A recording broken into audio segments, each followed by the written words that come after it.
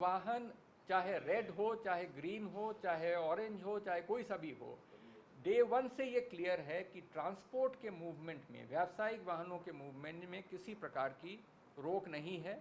हमारे राज्य में भी किसी प्रकार की रोक नहीं रही है और इसी की वजह से जो व्यावसायिक गतिविधियां हैं वो सुचारू रूप से अभी चल रही हैं। विक्रम के बारे में हमने कहा कि जो अपने इंट्रा स्टेट या इंट्रा डिस्ट्रिक्ट या इंट्रा सिटी मूवमेंट का है, विद इन द सिटी, माना देहरादून शहर में विक्रम चलेंगे या नहीं चलेंगे। जैसे हमने कहा कि 7 प्रमुख नगरीय क्षेत्र में हमने कुछ पाबंदियां लगाई हैं जो अन्य क्षेत्र में नहीं, जैसे ऑड इवन का लगाया है, ठीक है। तो उसी प्रकार से टेम्पो हैं, विक्रम हैं, हम उन्हें चलाएंगे तो उनमें किस प्रकार की पाबंदी के साथ करेंगे ये हमारे डिटेल आदेश में आज प्रसारित होगा, तो उसके थोड़े से प्रतीक्षा करनी पड़ेगी। देखिए, संचालन वो हम लोग चाहते हैं, पहले हमने ग्रीन एरियाज में पूरी तरह से कर दिया था, लेकिन अभी आपने जो देखा कि इस कैटेगरी में हमारे पर्वत के 2 ज़िले जो इससे पहले नहीं थे वो अब ऑरेंज कैटेगरी में आ गए हैं। तो इसकी वजह से ये कैटेगराइजेशन चूंकि अभी हुआ है तो बसों का मूवमेंट, वाहनों का मूवमेंट किस प्रकार से होगा इन स्थानों में जहाँ की ऑरेंज हो रहा है पहाड़ के 2 जनपद, तो ये निर्णय अभी किया जाएगा और इसका भी डिटेल में आपको जब ये आदेश प्रसारित होंगे तो इसकी कॉपी आपको उपलब्ध करा दी जाएगी। देखिए, भारत सरकार ने ये कहा है कि शाम के 7 बजे से सुबह 7 बजे तक कर्फ्यू रहेगा, लेकिन उन्होंने राज्यों को ये भी छूट दी है कि यदि राज्य चाहें तो इनमें से किसी भी निर्देश को वो और अधिक सख्त बना सकते हैं। तो राज्य में अभी विचार करने के बाद यह उपयुक्त पाया गया कि फिलहाल 7 बजे से 4 बजे तक की जो व्यवस्था है, प्रातः 7 बजे से शाम 4 बजे तक की, उसी व्यवस्था को हम चालू रखेंगे।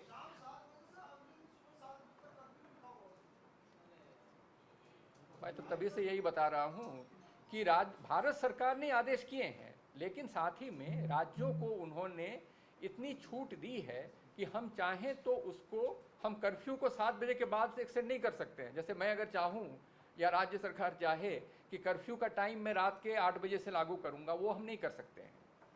लेकिन 7 से पहले अगर राज्य सरकार ये निर्णय करती है तो वो समय को बढ़ा सकती है, कर्फ्यू के समय को बढ़ा सकती है। तो उत्तराखंड सरकार में फिलहाल ये निर्णय किया गया है कि हम कर्फ्यू को 4 बजे से ही प्रारंभ कर देंगे 7 के स्थान पे। तो सुबह 7 बजे से 4 बजे तक सारी गतिविधियां चलेंगी, 4 बजे के बाद से फिर वो बंद होंगी और अगले दिन सुबह 7 बजे तक बंद रहेंगी। सिंगापुर से, सऊदी अरेबिया से, Philippines, Manila, UAE, USA, Malaysia, UK, Myanmar, Indonesia और नेपाल, उनसे जो म्यांमार, इंडोनेशिया, नेपाल और यूएई से 18 लोग, ये 50 लोग हैं जो कि अगले 2 दिनों में आएंगे। इसके ऊपर जिनका हमने बताया, Bangladesh, Singapore, Saudi Arabia, Philippines, Maldives, UAE, USA, Malaysia, UK, ये व्यक्ति आ चुके हैं और दिल्ली में, कोची में और लखनऊ में ये इस वक्त क्वारंटीन में रखे गए हैं।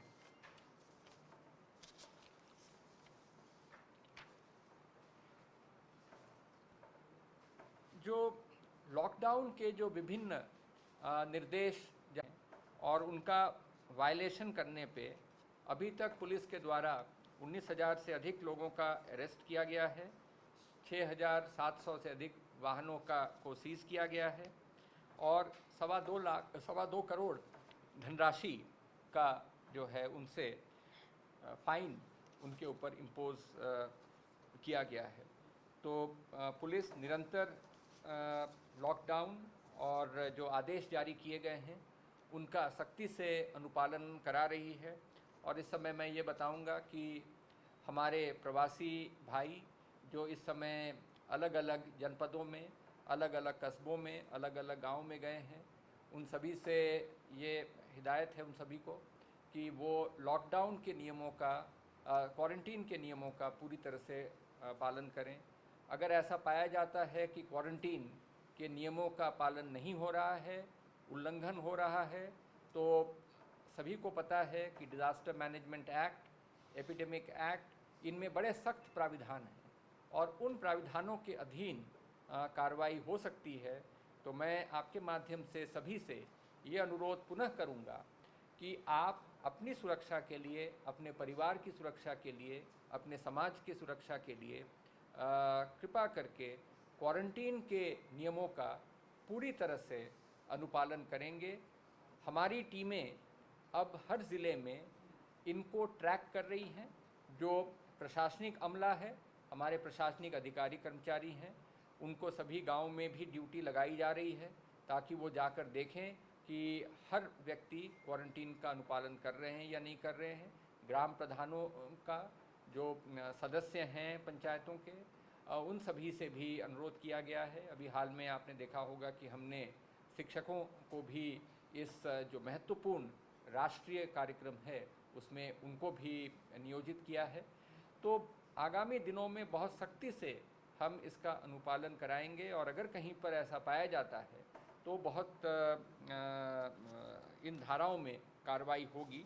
हम चाहते नहीं हैं कि इस प्रकार की कार्रवाई किसी के साथ हमें करने के लिए मजबूर किया जाए। पुनः मैं आपके माध्यम से ये बताना चाहूँगा कि भारत सरकार ने समस्त व्यवस्थाओं को देखने के बाद ये पाया है कि होम क्वारंटीन की व्यवस्था वो सर्वोत्तम है। सबसे अच्छी व्यवस्था होम क्वारंटीन की व्यवस्था होती है। अतएव जो हमारे भाई बहन बाहर से आ रहे हैं उत्तराखंड में, उनके परिवार वाले उन्हें अपने घर में ही रहने की व्यवस्था करें। अगर कहीं पर किसी विशेष परिस्थिति में ऐसा करना संभव नहीं होता है तो हमने जैसा कहा है कि उसके लिए व्यवस्था प्रशासन के द्वारा भी की जा रही है और ग्राम पंचायतों के द्वारा भी व्यवस्था की जा रही है। इसमें एक बात कहीं कहीं से आई है कि जो क्वारंटीन में रखे गए हैं किसी स्कूल में या अन्य स्थान पे, तो उनमें गांव में भी उनको खाना पहुंचाने में परिवार वाले कहीं कहीं उनका सहयोग नहीं मिला है।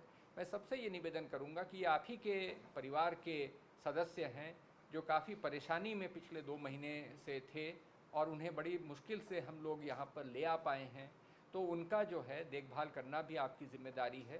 सोशल डिस्टेंसिंग रखना है, मास्क पहनना है, दूरी बनाए रखना है।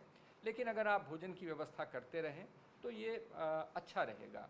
अगर किसी वजह से ये व्यवस्था नहीं होती है तो प्रशासन और पंचायत ये व्यवस्थाएं करेंगे, जिसके लिए हमने अधिकार भी दिए हुए हैं। अब जहाँ तक के कार्य हैं, हमारे करीब 1.25 लाख मज़दूर ऑलरेडी उनको हमने कार्य दे दिया है। 14,000 से अधिक कार्य हैं और तकरीबन 5,000 नए जॉब कार्ड्स बने हैं इस दौरान। और जो जॉब कार्ड्स बने हैं इसमें 3,000 से अधिक मज़दूरों को नियोजित किया गया है। तो ये एक अवसर है, अगर कोई व्यक्ति योगदान करना चाहते हैं अपने गांव के विकास के लिए मनरेगा के माध्यम से, तो ये एक अच्छा मौका है जहां वो योगदान कर सकते हैं। और जो वेज है, जो उसके लिए पारिश्रमिक है, वो भी बढ़ा दिया गया है। तो मेरा अनुरोध रहेगा कि इसका अधिक से अधिक लाभ उठाएं। सरकार ने जो हमारे प्रवासी भाई वापस आ रहे हैं उनके लिए 5 किलो अनाज की व्यवस्था निःशुल्क करने का निर्णय लिया है। 2 महीनों के लिए ये दिया जाएगा 5-5 किलो। तो हमारे राज्य में भी इसके उठान की कार्रवाई प्रारंभ की जा रही है और बहुत जल्दी हमारे प्रवासियों को इसका लाभ पहुंचाया जाएगा।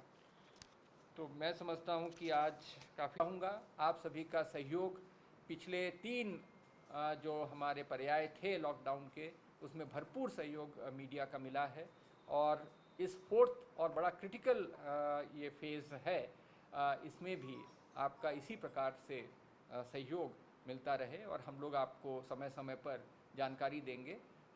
हमने अभी कुछ प्रमुख चीज़ें आपको बताई हैं। जो डिटेल आदेश निकलेगा कि इन जोन्स में क्या क्या व्यवस्थाएं होंगी, क्या क्या एक्टिविटीज़ परमिट की जाएंगी, क्या क्या रोकी रखी जाएंगी, उसकी जानकारी हम लोग भी आ रही है कि जैसे अभी स्कूलों में टीचर को बुलाया गया है, तो रजिस्ट्रेशन हो रहा है ओन व्हीकल या टैक्सी के लिए, उसमें सर रजिस्ट्रेशन करते वक्त एक तो डेट नहीं आती है। जब रजिस्ट्रेशन होता है उसके बाद पता चलता है कि आपको 3 दिन बाद की डेट मिली है। टैक्सी वाले से जो कॉन्टेक्ट होता है वो अगले दिन या दूसरे दिन का होता है, तब तक वो भी चला जाता है। देखिए क्या है कि आपको एक चीज़ समझना पड़ेगा, हम ये सब कष्ट क्यों उठा रहे हैं। हम ये कष्ट इसीलिए उठा रहे हैं कि हमें इस रोग के फैलाव को रोकना है, लेकिन उसके साथ साथ ही हमारे लोग प्रवासी जो बाहर परेशानी में हैं, आना चाहते हैं, उनको भी लाना है। दोनों के बीच में एक समन्वय स्थापित करना है। यदि हर टैक्सी में चढ़ के, हर बस में चढ़ के, हर ट्रेन में चढ़ के अगर 3 लाख लोग एक दिन में पहुंच जाते हैं, तो आप समझिए कि किस प्रकार की अव्यवस्था होगी, जिससे कि जो आ रहे हैं वो भी, उनको भी खतरा है और जहां वो जा रहे हैं वहां भी खतरा है। इसीलिए अपने आप जो है, जब तक आपको टाइम और डेट न बताया जाए आप ट्रैवल न करें, अदरवाइज़ आपको परेशानी होगी। कई बार इस प्रकार की भी बातें आई हैं कि लोगों ने व्यवस्था करके वो हमारे सीमा में आ गए हैं। अब आने के बाद हम जब व्यवस्था करते हैं तो वो माना हल्द्वानी काठगोदाम पहुंचा या हरिद्वार पहुंचा या देहरादून पहुंचा, उसको कनेक्शन अगले बस से उसको हमें रुद्रप्रयाग भेजना है, चमोली भेजना है या पिथौरागढ़ भेजना है, हम उसकी व्यवस्था का पूरी तरह से इंतज़ाम करते हैं। अभी अगर आप वैसे चले आएंगे तो फिर उसमें बहुत तरह की परेशानी होती है। हमारी स्वास्थ्य के जो कार्मिक हैं, जो दिन रात मेहनत कर रहे हैं, स्क्रीनिंग कर रहे हैं, हेल्थ चेकअप कर रहे हैं, तो इसमें आपके माध्यम से मैं सभी से ये अनुरोध करूंगा कि कार्यक्रम जैसा हम आपको जो डेट दें उसी डेट के हिसाब से आप व्यवस्था करें, अदरवाइज उसमें दिक्कत होगी और आप भी परेशानी में पड़ेंगे और अन्य लोग भी परेशानी में पड़ेंगे। जब हम लोगों ने टोटल क्लैम्प डाउन किया था, उस टोटल क्लैम्प डाउन के पीछे एक तो ये था कि इस रोग के संक्रमण को हम थोड़ा सा चेक करें, उसे हम रोकें। नंबर 2, जो हमें समय मिल रहा था उसमें हम अपने स्वास्थ्य सेवाओं में वृद्धि करें, उसका सुदृढ़ीकरण करें। तो जो हमें मौका मिला है हमने उसमें अपने स्वास्थ्य व्यवस्थाओं का काफ़ी फैलाव किया है और जो केसेस अभी आ रहे हैं या आगे बनेंगे, हम उसको डील करने के लिए हमारे पास, हमने आपको पूर्व में भी आंकड़े दिए हैं कि कितने बेड्स हमारे पास हैं और हम उसको कितनी जल्दी और बढ़ा सकते हैं, और इसी प्रकार के अन्य जो उपकरण हैं उनकी व्यवस्था हमने की है। तो जो केसेस आएंगे उनके लिए हम व्यवस्था करने के लिए पूरी तरह से हम तैयार हैं। लेकिन सभी से ये निवेदन है, चाहे परिवार वाले हों या प्रवासी जो आ रहे हैं, कृपा करके आप अगले 14 दिन तक पूरी तरह से क्वारंटीन के नियमों का पालन करें ताकि संख्या इतनी न बढ़ जाए जिससे सभी को परेशानी हो। सर, पर्यटन को लेकर सर क्या सोच रहे हैं कि आज बैठक भी आपने? देखिए ग्रीन में है बागेश्वर, चमोली, चंपावत, हरिद्वार, पिथौरागढ़, रुद्रप्रयाग, टिहरी, गढ़वाल, ये सभी ग्रीन कैटेगरी में हैं और शेष ज़िले वो ऑरेंज कैटेगरी में हैं। देखिए वो उसका डिटेल तो हम बता सकते हैं, जैसे कि देहरादून में टोटल एक्टिव केसेस आज के दिन में कितने हैं, एक्टिव केसेस पर लाख कितने हैं, डबलिंग रेट पिछले 7 दिनों में क्या है, केस फैटेलिटी रेट क्या है, टेस्टिंग रेशियो पर 10 लाख पॉपुलेशन क्या है और सैंपल पॉजिटिविटी रेशियो क्या है। तो इसमें ये पाया गया कि देहरादून 4 मानकों में ऑरेंज कैटेगरी में आता है और 2 कैटेगरी में वो ग्रीन कैटेगरी में आता है, 2 मानकों में वो ग्रीन कैटेगरी में आता है। तो चूंकि 4 ऑरेंज कैटेगरी थे और 2 ग्रीन कैटेगरी बन रहा था, तो हमने ज़िले को ऑरेंज कैटेगरी में रखा है क्योंकि ऑरेंज की संख्या ज़्यादा है। और सामान्यतः ये रखा गया है कि अगर कोई बराबरी जैसी स्थिति बन रही है तो हायर कैटेगरी को लेना चाहिए ताकि वहाँ पर हम आवश्यक नियंत्रण वहाँ पर हम रख सकें। सर, मानकों की रेंज क्या बारे में भारत सरकार ने अब की बार कोई उन्होंने नियंत्रण नहीं किया है। राज्य में हम किन किन स्थानों में करेंगे इसका निर्णय अभी जब हम जो विस्तृत गाइडलाइंस जारी करेंगे तो उसमें ये सारी चीज़ों का खुलासा उसमें किया जाएगा। सर, ये 4 व्हीलर्स के लिए 2 व्हीलर्स के लिए भी होगा? जी, ये 4 व्हीलर्स के लिए है, 2 व्हीलर्स के लिए भी होगा सर? ये अभी 4 व्हीलर और 2 व्हीलर दोनों के ऊपर है, लेकिन अभी इस पर अब चर्चा हमारी चल रही है। इस समय तो ऑड इवन की ही बात है कि जो भी वाहन प्राइवेट निकलेंगे वो ऑड इवन के ही फॉर्मूला से चलाए जाएंगे। इस प्रकार का निर्देश माननीय मुख्यमंत्री जी ने दिया है। इसका हम कार्यान्वयन किस प्रकार से करेंगे वो डिटेल का आदेश अभी थोड़ी देर में आपको प्राप्त होगा।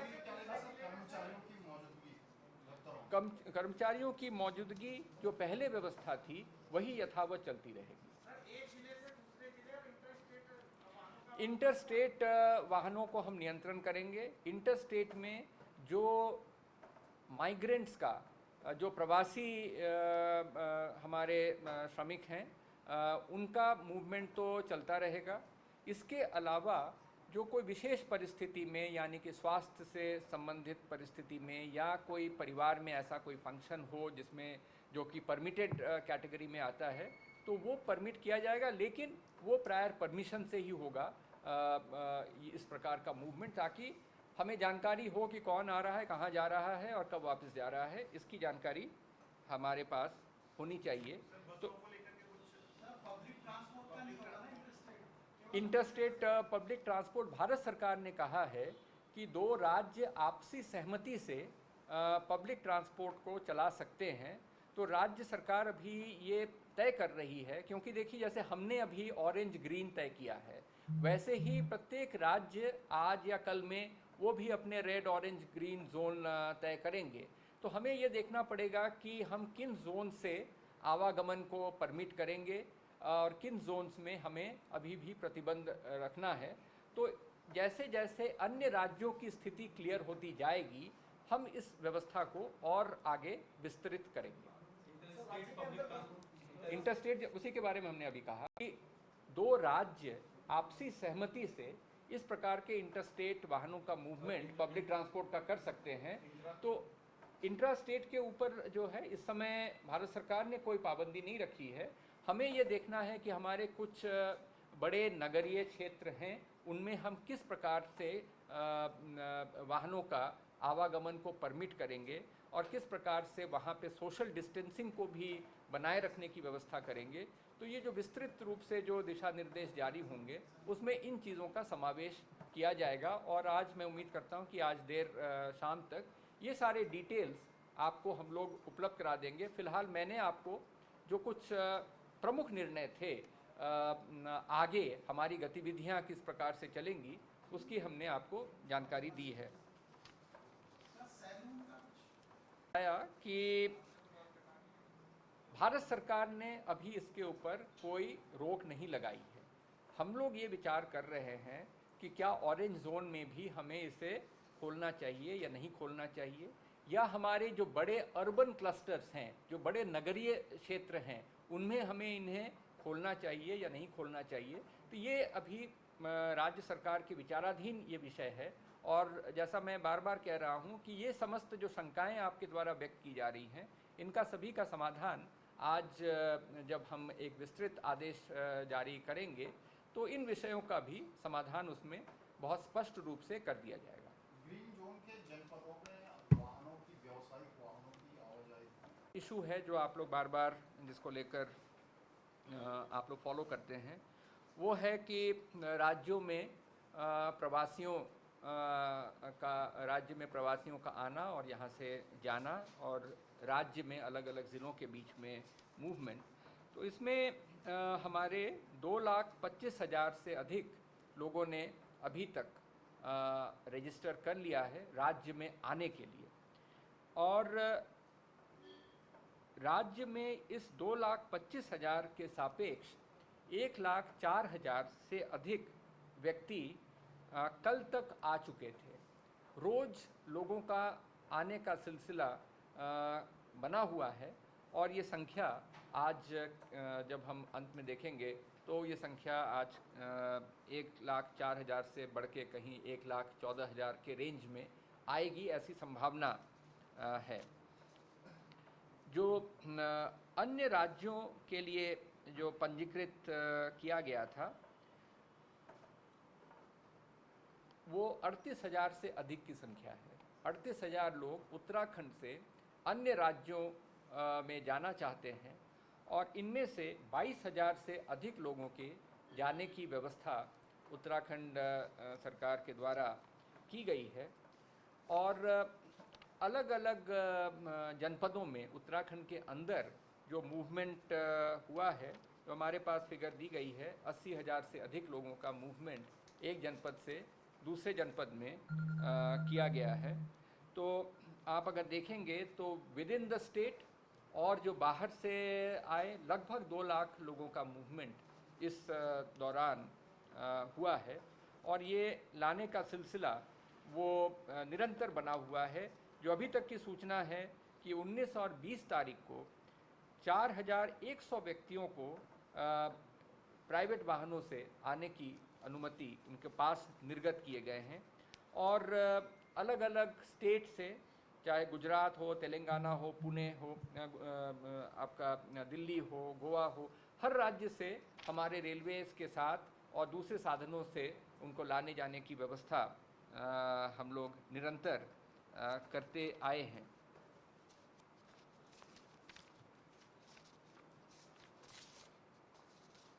अभी तक हमारे यहाँ से ट्रेनें जो यहाँ पर आई हैं वो